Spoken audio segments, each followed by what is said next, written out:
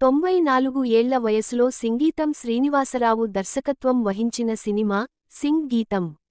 గతంలో ఆయన ఆదిత్య 369 వంటి ఎన్ని కళాఖండాలు అందించినా ఈ సినిమాకి బ్యాక్ బోన్గా నిలబడి నడిపించింది మన కల్కి 2898 యాడ్ దర్శకుడు నాగ్ అశ్విన్ కావడం, ఈ సినిమా ప్రమోషన్స్ని అతను తన భుజాల మీద మోయడంతో ఓ సెక్షన్ ఆఫ్ ఆడియన్స్లో ఆసక్తి నెలకొంది. మరి ఆ అంచనాలను ఈ సినిమా మ్యాచ్ చేసిందా లేదా ఈ రివ్యూ ద్వారా తెలుసుకుందాం రండి. కథ: భోపాల్ సెంట్రల్ జైలు నుండి రిలీజ్ అయిన ప్రతాప్కి అయాన్ తన తండ్రి ఆస్తి పేపర్లు లభించడంతో వెంటనే దాన్ని స్వాధీనపరుచుకునేందుకు కుబేరపురం అనే ఊరికి వెళతాడు. అక్కడ అనుకోకుండా రేణు, శాలిని అనే సెల్ఫిష్ మైనింగ్ బిజినెస్ విమెన్ని, అలాగే చెట్లంటే ప్రాణం ఇచ్చే గౌరీ, అహిల్య అనే అమాయకపు అమ్మాయిని కలుస్తాడు. ఈ క్రమంలో రేణు మైనింగ్ జరపాల్సింది ప్రతాప్ భూమిలోనే అని తెలుసుకుని అతను అత్యాశతో మైనింగ్కి అంగీకరిస్తాడు. ఈ క్రమంలో గౌరి ప్రాణానికి ప్రాణంగా చూసుకుంటున్న చెట్టును కొట్టించేస్తాడు. దానిని ఆపాలని గౌరీ ఆ ఊరి ప్రజలను వేడుకున్నా వాళ్లు డబ్బుకి ఆశపడి ముందుకు రారు. ఆ ఫ్రస్ట్రేషన్లో ఉన్న రేణు ఆ ఊరి ప్రజల దేవుడు అయినటువంటి కుబేరుడిని తిడుతూ అక్కడే ఉన్న ఓ గుహలో పడిపోతుంది. ఆ గుహలో ఆమె ఊరి ప్రజలను తిడుతూ 3 కోరికలు కోరుకుంటుంది. అందులో ఒకటి ఆ ఊరి ప్రజలకి మాటలు పోవాలి అని. ఆమె కోరుకున్నట్టుగానే తర్వాతి రోజు నుండి ఆ ఊరి జనాలు మాటలు కోల్పోయి పాటలు పాడటం మొదలుపెడతారు.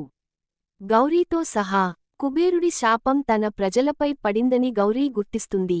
అయితే ఆమె కోరుకున్న మరో 2 కోరికలు ఏమిటి? వాటి వల్ల ఆ ఊరి జనాలకి ఇంకెన్ని సమస్యలు వచ్చాయి? వీటిని ప్రతాప్ ఎలా పరిష్కరించాడు? అతని గతం ఏంటి అనేది మిగిలిన కథ. నటీనటుల పనితీరు: అయాన్ ఎంతో ఎనర్జిటిక్గా నటించాడు. అహిల్య కూడా అతనికి మంచి జోడీ అనిపించుకుంది. వీళ్లకి ఖచ్చితంగా టాలీవుడ్లో మంచి ఫ్యూచర్ ఉంటుంది అని చెప్పాలి. సెల్ఫిష్ బిజినెస్ విమెన్ పాత్రలో శాలిని కూడా సెటిల్డ్ పెర్ఫార్మెన్స్ ఇచ్చింది. అగు స్టేన్లీ భయంకరంగా కనిపించినప్పటికీ అతని కామెడీని అంతా ఎంజాయ్ చేస్తారు అనడంలో ఎటువంటి సందేహం లేదు. నివేదా పేతురాజ్ కేమియో రోల్ కూడా చాలా బాగుంది. ఈ మధ్య తల్లి పాత్రలకి అంకితమైపోయి సినిమాల్లో ఓ మూలాన నిలబడే పాత్రలు చేస్తున్న తులసికి కూడా ఈ సినిమాలో మాత్రం పాత్ర దొరికింది. శివన్నారాయణ కూడా కొన్ని సన్నివేశాల్లో నటించారు.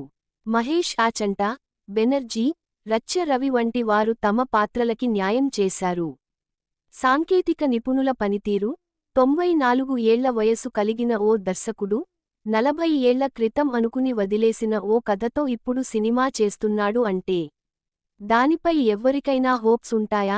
సింగ్ గీతం పై మొదటి నుండి అందరిలో ఇవే అనుమానాలు కలిగాయి. అందులోనూ కమల్ హాసన్ వంటి స్టార్తో అనుకుని పక్కన పెట్టేసిన కథ అంటే అవి ఇంకా రెట్టింపు అయ్యాయి.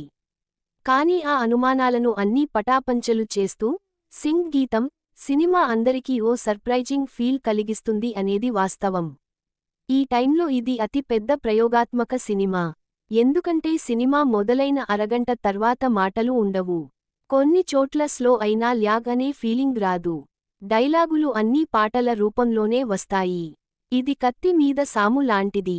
అయినప్పటికీ దర్శకుడు సింగీతం దానిని సమర్థవంతంగా అదే విధంగా చాలా కన్విన్సింగ్గా డీల్ చేశారు. సింగీతం స్టైలే అది అని ప్రత్యేకంగా చెప్పనవసరం లేదు అనుకోండి. ఇక సెకండాఫ్లో వచ్చే నివేదా పేతురాజ్ ట్రాక్ కూడా బాగా వర్కౌట్ అయ్యింది. ఎమోషన్ను పండించింది.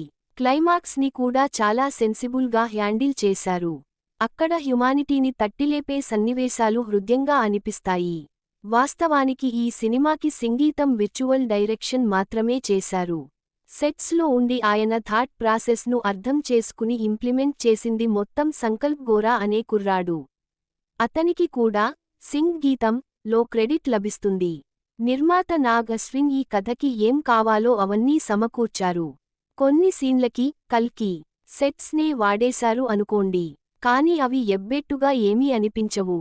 దేవిశ్రీ ప్రసాద్కి సింగ్ గీతం అనే సినిమా పెద్ద ఛాలెంజ్.